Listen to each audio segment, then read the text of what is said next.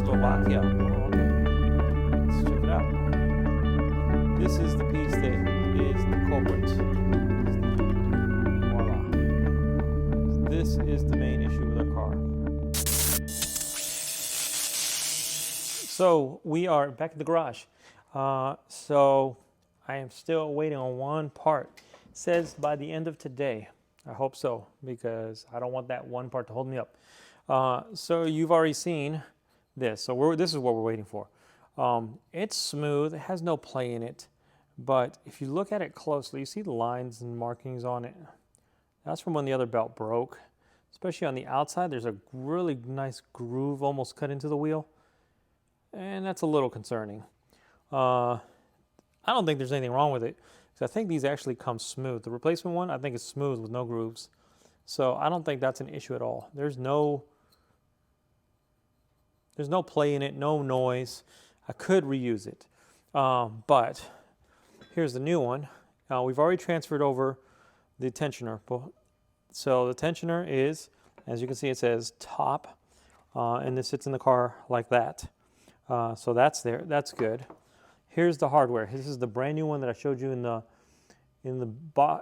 bag this morning, versus the other one. It was new, but I also ordered it because I had a concern of these being stretch bolts, and looking at them, I don't think they are, but they do have a specific torque.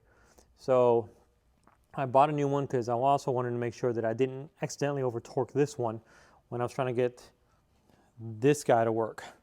So there's the hardware, and we're just waiting for the wheel so we can put a wheel on here and be done with that part of it. That's the lower bolt that goes in here. That's easy to get in.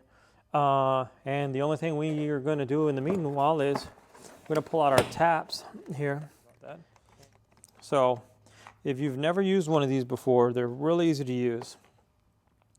You can see these are made of, I think this is stainless steel is what it's made out of. So it's definitely a lot stronger than the aluminum, and it's narrower at the beginning, and it's like that on purpose, and then as it goes through, it gets to the right, the same width of your bolt. These grooves are to cut into it. They are there to capture the material. One thing you want to do when you use these is keep them lubricated. If you keep it lubricated while you're spinning it, it'll help the tap be able to go through the material and cut without getting stuck. And two, it'll also catch all those debris from the material it's cutting. It'll catch it in those grooves. And then that way when you back it out, it'll pull it out with it and won't leave that in the threads. So we have all of our tools ready. So let's go to the car and run this tap through there, and fingers crossed, everything turns out good. All right, so the sun is playing hide and seek with us today. So since it's out right now, we're gonna try to use the daylight because that's the best light you can use, is natural light. For my taps, I'm gonna use a silicone lubricant. You can use WD-40, you can use pretty much anything, any kind of lube. I like to use that stuff because it's greaseless, doesn't leave sticky residue behind. It's very nice, very clean. I've used it on sunroof seals and other things, and it works perfect. So, if the camera will pick this up, this is a M8 right there. It says M8 by 1.25. So, let's spray this with a little bit of lube. You can see I got the little bit of lube on there. So let's try to line this thing up. This is not easy because the amount of space. And also I'm above the hole trying to look down at it at an angle. So I'm gonna stop as soon as I get this, like what I think is even one thread. Take my hand off and I'm gonna look at it from as many angles as you can and make sure that you think it is as straight as possible and it's not crooked. Because if you tap crooked threads, you're going to have crooked threads. Your bolt's not going to go in straight. It looks straight. So I'm going to turn it by hand. There we go. So far so good. We got a little resistance. We expected that. All right. I think we're at a stopping point already.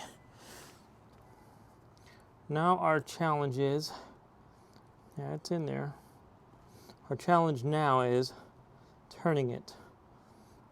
How can we turn it? Because I'm trying to do this by hand, but realistically you can't because you're at the resistance part. So the tool that you're supposed to use is this. You're supposed to put this on there and you tighten this up and it locks it in place, and you just spin this. But you see how much space we have to work with. So I'm going to try to get this on there and get maybe a turn or two. We may have to resort to using a pair of pliers, which is it's not a bad thing. You just want to make sure when you're turning it, you're not pulling up and down. I can't turn it. I can't turn it because this bottom end is hitting this pipe. So that's not going to work. So pliers it is.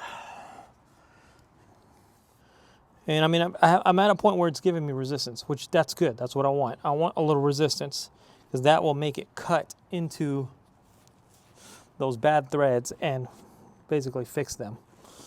But I don't want to just keep staying in the same place and not moving in deeper. If it's not moving in deeper, we're not doing anything. I really wish I had a 5mm or smaller wrench. I actually went to the store and looked for one. I couldn't find one. Even on Amazon, I couldn't find one.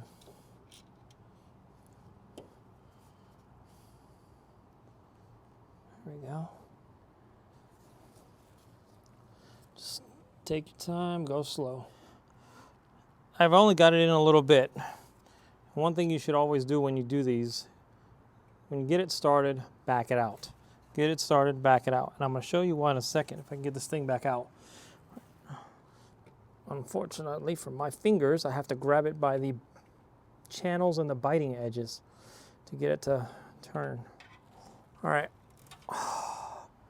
This is why you spray lube on there. See, I can't see the camera. Let's see. All right. I don't know if you guys can see there's a little bit of debris on there, material on there. This is why you pull it in, you back it out, you clean this off, then you go back in. Right now, looking at it, I can kind of see some threads working, which is a good thing. So let me turn this camera off and then just work and see if I can get this on my own. All right, so check this out. I got to a point where I was stuck. I couldn't use this handle that you're supposed to use because it's too big. And vice grips or pliers, I just didn't feel comfortable because then you're you're putting torque on that shaft, making it move. Then I figured out, I took one of the dies. This is the M7 die, but it'll grab the back of this perfectly. And it grabs it and will turn it for me. There, it grabs better on that side. So I did that, and now we're cooking with gas. So let me zoom in, I'll show you what I'm doing. Now I can turn this, and it's not giving me a ton of resistance. And I can put my hand all the way around it so I'm not pulling on just one side.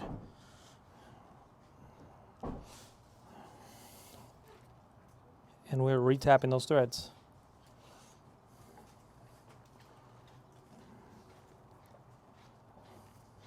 And we're going in straight. We're not in crooked. And I can feel it. It's going very smoothly, very cleanly. This is not something you want to rush. You want to go as slow as I'm going right now. All right.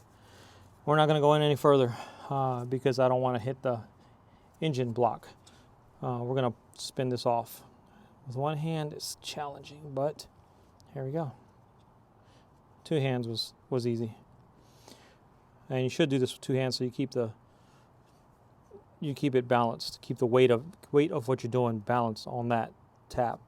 I'm just doing this so you guys can see it, how smoothly it's going. All right, we're at that point where I can get it out by hand. So just look at it, and you can see the debris coming off of there, the metal shiny pieces.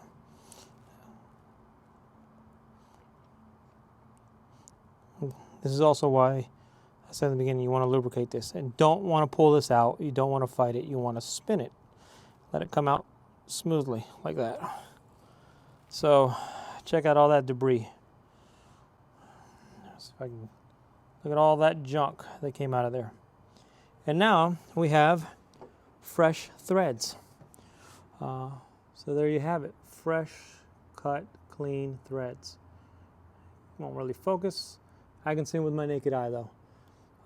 So next test, let's run a bolt through there by itself without the tensioner pulley lever and make sure it goes in. All right, so this is it's the same thread pitch as the bolt that goes in there. This is the one for the bottom. It's an M8 by 125. So I got it started. Let's see. If I should be able to thread this in by hand with no resistance. Yes, it is going smoothly. That means our threads are clean. Our threads are saved. We do not have to drop the engine or even lower it or any of that crap. Yes, success. All right, let's pull this out. While we were here, guess what we got? Let me show you. I'll leave that in there. I'll come back and get it in a second. Guess what we got while I was on the back of the car tapping those threads? We got a package from DHL. And they told me, so actually everywhere I went, they didn't have this in stock. I actually had to go to Rock Auto to get this, which I was surprised. But this is from Euro Tuning, and it actually had to come from overseas. I don't know where it came from. Not interested, don't really care. The DHL person told me it came from overseas. So here's our brand spanking new pulley wheel with brand new bearing. And yep, like I suspected, it's smooth. So these grooves in here are not of concern. These grooves are actually were probably put in here by the belts. The belts, as they get worn, as they put tension on this, they probably make grooves onto here. So it's not a concern. I do also have a brand new bolt for this, because if you remember, I think it was in part 2 or 3 when I was opening packages, or I had ordered that belt, the bolt for here, even though I didn't plan on using it. Here's a new cap. So there's a cap. So I have a bolt in here somewhere in this toolbox, which I'll find in a minute. We'll put this together. We'll get it in the car. Let's go get that bolt out before we forget it's there. So far, very good Friday. Very good. I'm very excited. All right, there we go. We got new bearing installed with the new hardware here. And here's our new hardware for the upper bolt. The lower bolt is already at the car because that's what we used earlier to test our retapped hole. So this is ready to go in. And we're going to install the new belt. Now that we've measured it and we know it is the right length. All right, we are here. We're back. We were able to get this started by hand. And yes, it is threading in. I think we saved it. No, we can't celebrate yet. We have to, so far so good though. You can see it swivels. It's not all the way seated though. But so far so good. Gotta pull this up, it's a little low. There we go. So far so good. Once we get it in all the way seated and torqued, we want to make sure that that still does that. I don't have the bottom bolt in there yet, so probably actually let me get the bottom bolt in so this will stay in the right place. Right. This is hand tight. Nothing is torqued yet. I just tightened that bolt up. I screwed in the bolt in the bottom all the way till it stopped by hand. And let's check. Yes! That's how it's supposed to work. Now, we're going to torque it. We're going to do the bottom one. We're going to tighten the bottom one first and torque it. I have more faith that the bottom one does not get over torqued. We're going to torque the top ones last. The reason I want to do the bottom one first is that tensioner has got very nice wide bushing in it. So when I did that bolt right there, you can't you can't accidentally squeeze it. I guess you could over torque it, but it'll still move free. So the bottom I know for sure. This one I think is very specific that you only torque it exactly to the right setting, which is 23 Newton meters or 17 foot-pounds of torque. I'm going to use Newton meters because I've been using foot-pounds and I don't want an issue. So we're going to go with Newton meters. We're going to torque this to 23 Newton meters. All right, so you guys can see I'm barely on there and torqued. There you go. One thing I did not mention. Sorry, I'm crushing the mic here. One thing I did not mention that made my life easy was taking this loose. Take the 3 bolts out of here, pull it off, because then you can move it out of the way. You can't get it out because it's against this bracket, and to get that out, you have to take this off. So you got to lower the engine so you can get to the upper bolts. And I didn't want to do that, but just take it loose. It makes your life so much easier. I also already had it loose because that's where when the other belt broke, all the belt pieces were behind this. So I had to dig them out from behind here. So that's why all of that is loose. And it helps to have that loose so that I can reach that bolt without taking off the bumper cover and everything else. If I did have the bumper cover off, then it's easier because you can put your hand between these two. One hand over the top, one through the bottom, but I'll show you right here. I can reach this. I've done this now numerous times. I have my fingers on it, and I can get that on and spin it on by hand. And then I can get a couple ratchets in it before I use the torque wrench, and then it torques, and it torques fine. So now the $1 million question: if we torque the upper bolt, is it going to swivel? That, my friends, is the $1 million question. We're about to answer that question right now. Let's see. All right. So this is how I'm torquing it. I've got my stubby T50 with the ratchet wrench with 12 millimeter ratchet wrench with 12 millimeter Allen key in my torque wrench. And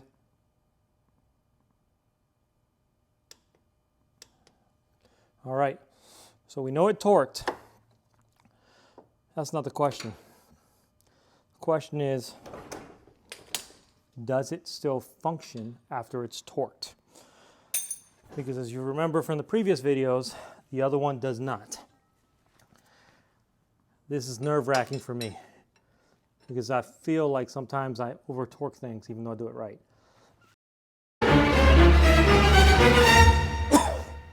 So does it still function? Yes. Yes. Success. Brand new tensioner pulley and lever installed. All we got to do now is put the pulley back over the water pump and install the new belt. And we are done, and the car is back to drivable status. All right, so we got the 3 bolts back into the water pump right here. Now, to get them off, it's easy to break the torque. You put your little stubby tool here, and you go that way, and when you hit this, this will help you hold this in place to break them loose. To torque them, it's a little more challenging because as you try to torque it, it tries to rotate on you. So what I did was I put 1 drop of Loctite, removable Loctite, the blue cut stuff, on the end threads of these, just a little bit, and we will, because I'm going to try to torque these after we get the belt on. We'll try to use the belt to hold it in place and have one of these at the bottom and try to tighten it that way and keep going. You'll also notice that I have the car jacked up. It just gives me more space to get under here. And this is quicker than pulling out my full quick jacks. If I would have had the quick jacks out and had the car up on the quick jacks, it would have been a lot easier because then you can reach stuff. But since I didn't just a floor jack, get it up, get that corner up so you can get under here relatively easily. All right, so the water pump pulley torque is 10 Newton meters or 7 foot-pounds, which is, it's nothing. It's hand tight. You guys have seen the new belt right here that I installed in my, when I did the length test.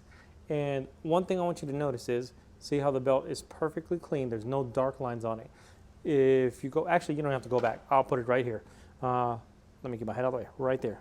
Watch that video, see where the belt is spinning? You see the dark line in the center where it tore it in half? So we made sure, I've pulled this out and I've inspected it and made sure this belt looks 100% good. So next step, get Serpentine belt on. We're almost there. All right, I want to stop here real quick before I finally get this on the last place.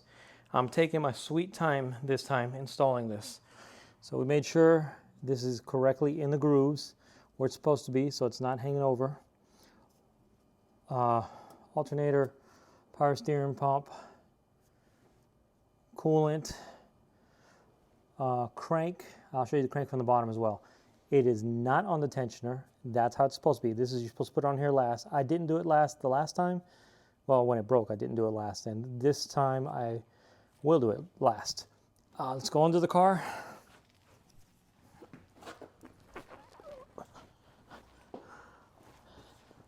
Water pump pulley, fully seated. This is going to be the hard one to see, the crank. But you can see it, kind of. You can see it's fully seated on the crank pulley as well. So, last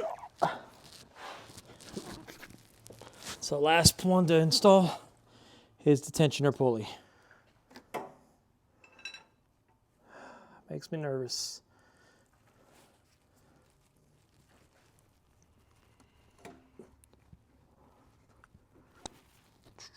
Go on, baby. Got plenty of slack in the belt. I think I'm in my own way. So,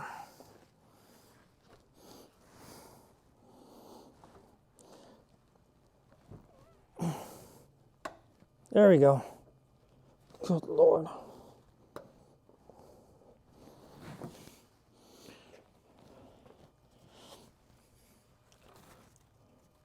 want to make sure I get it fully seated on here this time. I don't want a repeat of the first time. All right. Awesome. Now we're just going to double check. It stayed on all the pulleys. So, alternator pulley looks good. Power steering pulley looks good. It's inside the guides. Coolant pump, or AC, I mean. I said coolant earlier, I meant air conditioner. That looks good, it's in there. We know the tensioner looks good. Let's take this wrench off for a second. Tensioner looks good. Looks it's fully seated. Let's go underneath.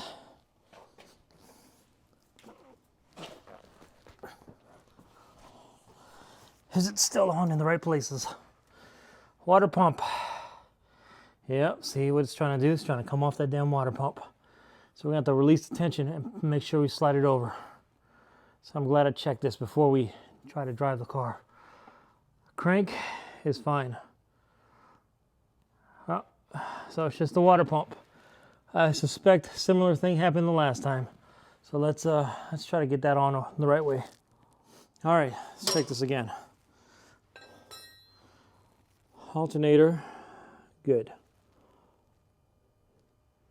That is our power steering. We're good there. Our air conditioner is good. Tensioner looks good. And actually I could see, when I did it this time, I could loosen the tension and I looked straight down and I could see it. Where you see where the belt comes off the water pump. And I was able to look from up here and put my hand underneath and do it. But I'll show you underneath.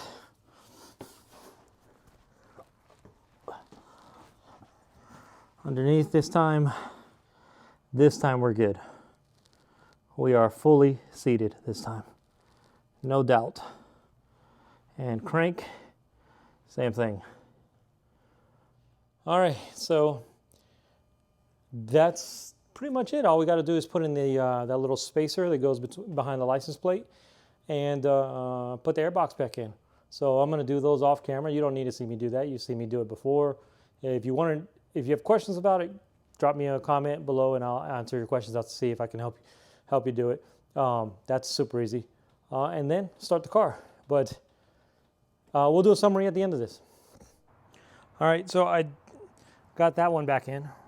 Right there, see the spacer? That's back in and torqued. I did say I was going to put the airbox back in, and you guys didn't watch me do that. But before we do that, we're going to start the car. We're going to run it. We're going to make sure that the automatic tensioner is doing its thing. The belt's not jumping all over the place, and it's staying on the pulleys like it's supposed to stay on the pulleys. So that's what we're going to check first. It's going to give me a check engine light. I'm not worried about it. It's because the mass airflow sensor is just hanging out here. It's not plugged in. Also, the solenoid is not plugged in. It's hanging out. So I'm going to get a check engine light, but I can clear those with my Porsche scanner, so I'm not worried about that. What I want to confirm is that the belt is routed the right way, it's running right, and the belt tensioner is doing what it's supposed to be doing automatically with no input from me. So let's get it started.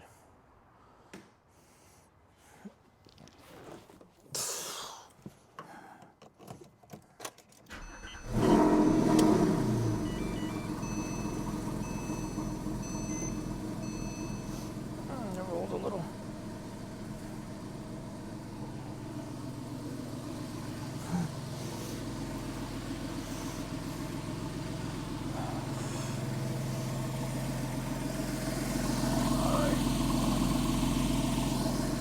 Well, so far so good. It sounds very healthy.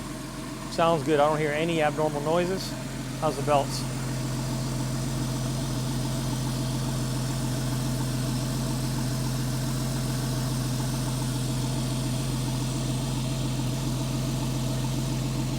Deflection, minimal.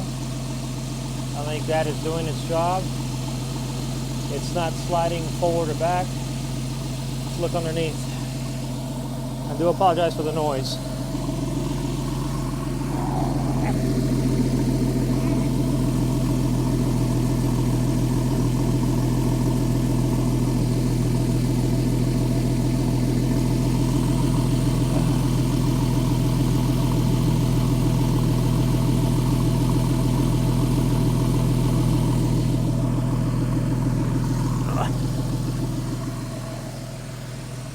It looks very good. I will tell you there was a noticeable difference. I'm gonna handle it. The very first belt that I put on that I told you was really tight was tighter than this. There was a noticeable difference.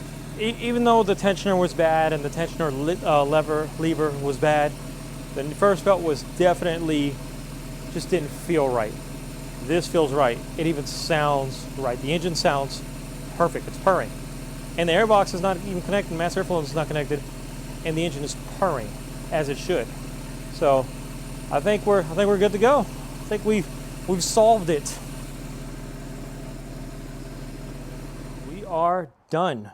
Complete. Send me another one. Let's go take a quick spin around the block. We're just gonna go around the neighborhood. We're not gonna go far. And we can see how the car sounds and feels. Now, we did nothing performance related, so it shouldn't change at all the performance of the car. It should be exactly the same. The only thing we did was fix something that was bad. I'll leave the interior lights on so you guys can see me. They don't bother me that much. Oh, last time I parked this car, I parked it so tight. Oh my goodness, I almost can't get it out of the garage. Oof, millimeters. I'm talking about we cleared that side mirror by that much. So let's talk about everything we learned.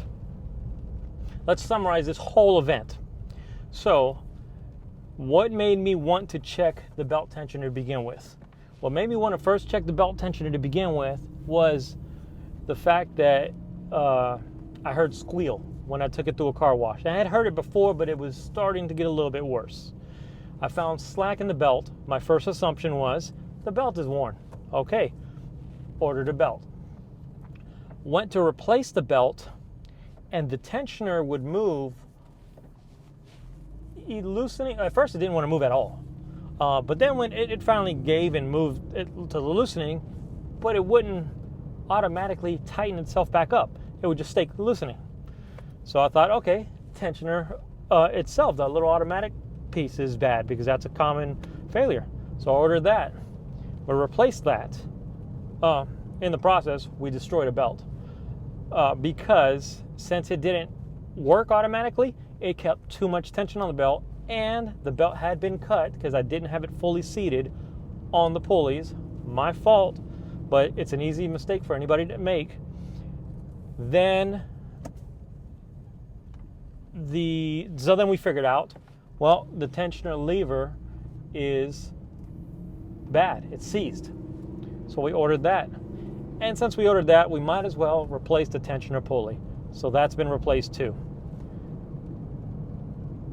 The one thing I did was the day I was in a rush and I took it out, the last time I took the old tensioner pulley out, I was backing out and I ran out of room and I had to kind of fight the wrench to get it off.